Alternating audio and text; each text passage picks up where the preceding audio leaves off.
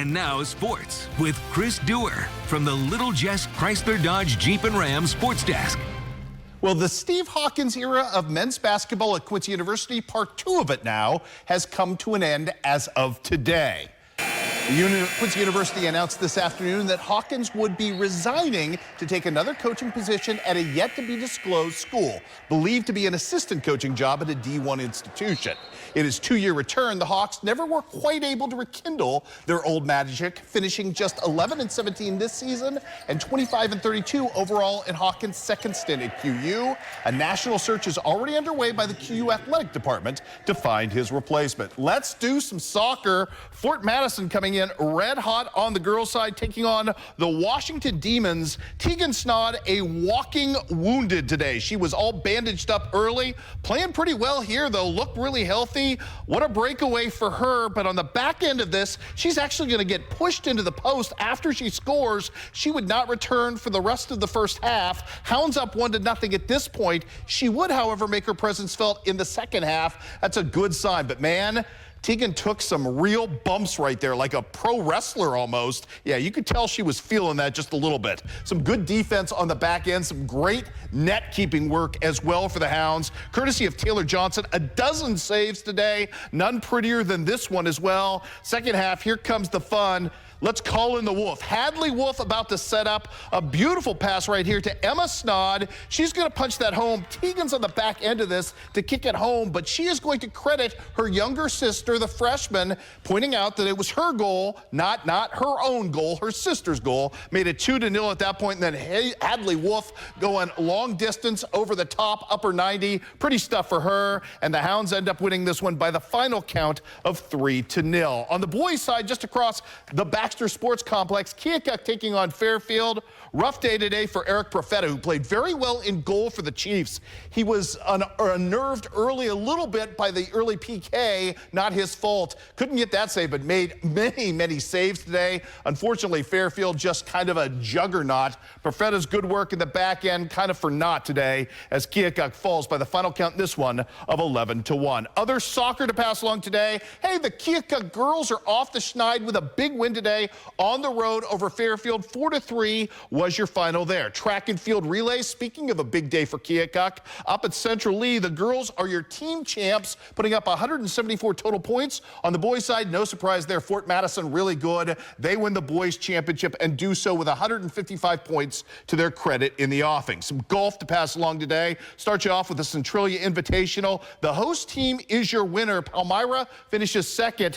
Not listed there, your medalist, which I found out later, Van Far's Pacey Redding, who finished with a 74 on the day. Van Far finished third as a team, by the way. Palmyra, well represented by Jonas Janes, Skeeter Krager, and Tony White. Also today at the Ellsbury Invite, Canton finishes second among the small schools today, led by who else? Trevor Biggerstaff. He's really good at what he does. You see it there yet again. And congratulations to the Keokuk girls golf squad. They won the Mount Pleasant Conference meet today and did so with 2 top 5 finishes in the offing, led by Ireland Say. Softball today, interesting matchup across the street between Quincy High School and Payson. Greg Bisher's crew trying to get the job done early in this one. Samantha Hugenberg with a leadoff, well, a hit. It's a ground ball to short, a wild throw, advances her to second. Man, Quincy High had some problems defensively today with 8 errors. Runner on the corner now. You see it right there as Payson to stake to an early 1-0 lead. Storm Buddy gets the strikeout for Quincy High right there. Quincy High now at bat trying to make some things happen. Ivy Winter with the leadoff triple for the Blue Devils. That's good work. Would set up Ariana Adorno. Grounds out to first. That's enough to the right side of the infield to plate the run and tie this thing up at 1 apiece. Here comes the power ball, and there was plenty of it in this softball match tonight. Olivia Mock going to leave the yard with a solo right here shot that made it 2-1 Payson. Bryn Bisher was going strong early, but Caden Smith and Quincy High erupted. There were 3 home runs by the Blue Devils all told today. They got the job done and rallied back to beat Payson. Final count in this one was 12-8 as the Blue Devils looked really good in comeback form. Other softball to pass along the day. It was Central over Western today. Liberty shuts down Beardstown yet again. Illini West by a run over South Fulton, and Southeastern Pools the upset win, the impressive one over West Hancock. I'm going to keep this short because really not a good day for Quincy High baseball taking on the Pretzels of New Berlin. Little bit of defensive fun right here, though, from Brady Lowe. He's so good. Pitching, defensively, you name it, he can do it. Beautiful backhanded stab to get the out right there. The Pretzels would strike first, and they'd put 5 runs on the board, and unfortunately, the Blue Devils offense kind of went away today. They end up losing this one by the final count of 5-1. Elsewhere today, Illini West rallies from 7 runs down in this one and comes back from a 9-2 deficit to win in walk-off fashion thanks to Ethan Carlisle. Macomb falls to LVC today. Route Catholic, who we're going to talk about all their success this season, coming up tomorrow at 6, rallies back to beat West Central. Big Nolan Turner home run late in that one to help out that cause. Rushville Industry over Athens. Beardstown gets shut down by Liberty. Combined 1 hitter today by Captain Jack Sparrow and Levi Hayner. Good stuff by those guys. Southeastern, no match for Central as Connor Griffin twirls a gem of a no-hitter. Brown County over Pleasant Hill today. The Canton boys win at Clopton.